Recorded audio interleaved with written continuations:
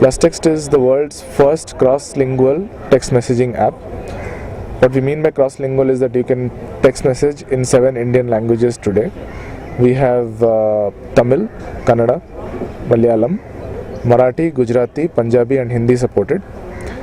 You can choose your choice of language and text message to anyone in that language.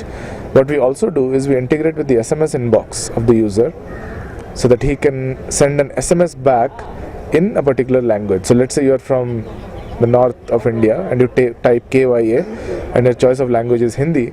We saw Kya in Hindi as an option which you can select and send it to the person who's getting the message. We are the world's first cross-lingual text messaging app and also the fastest. We are also supporting native language keyboards very soon, where we make sense out of what the user is typing and thereby suggest the words that are there. The main objective is that most of us like to talk in our own language, whether it is Hindi or Kannada or Tamil or Telugu. We want to enable people to talk in their own language and not be constrained by only English, which is available on the today's keyboards. It is called PlusText. It is available on the Android Play Store today, so you can download the app. Once you have it on your Android phone, you can talk in that particular language. It is free as of now. It will always be free. It is targeted at all Indian users who want to talk in a language other than English.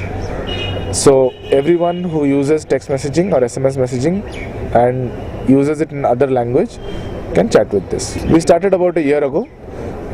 We were selected as a part of the Microsoft Accelerator in Bangalore. We also got selected as one of the top 3 apps in Google for this year.